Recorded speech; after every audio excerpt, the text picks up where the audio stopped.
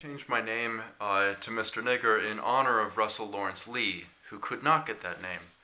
An African American that I looked up to and that I believed should have been granted his civil rights. It has become my role to explain to the world why nigger means human. And not just why it means human, which is almost a nonsensical question. Why does cat mean cat? It's not, it's just nigger does mean human. We have to deal with it. But I have to explain how that came about in my mind and why that's good for the world. Why nigger meaning human is progress.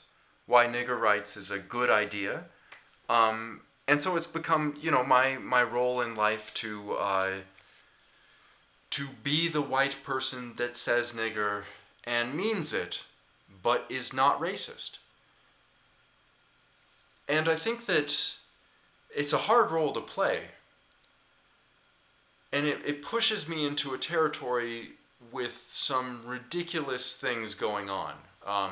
I've seen on Twitter recently discussions that use words that amuse me immensely. These are likely neologisms, but White-Mansplanation, mansplaining, and white-splaining.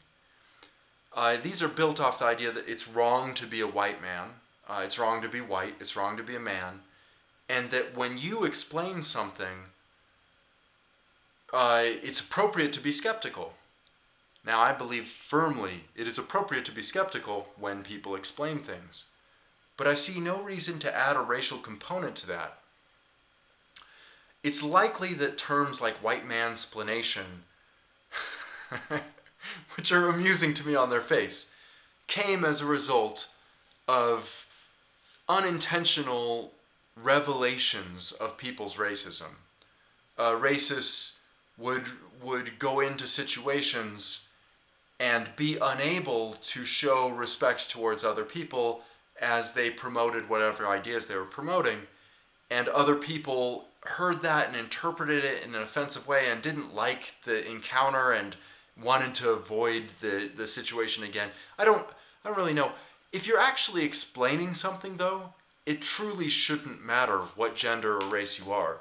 So it seems to me relevant to point out that Charles Darwin white-splained evolution to all of us to our great benefit, and that Albert Einstein mansplained general relativity to us, again, to our great benefit, and that when something is explained to us, we learn that thing, and explanation should not be ridiculed or discouraged. Instead, it's an opportunity to examine somebody's reasoning. If somebody truly explains something to you, they don't just say, hey, this is true. They also say, this is how I discovered this is true, this is why it's true, this is how we can confirm that it's true, etc., etc. And that takes time. It takes time. The other topic I want to discuss in this video is white guilt, which I guess exists. I've never met a person that has suffered from white guilt to the point where they talk to me about it, but I have promoted nigger rights to people and niggeritarianism to people and found them crying. These were white women, and they just broke into tears. And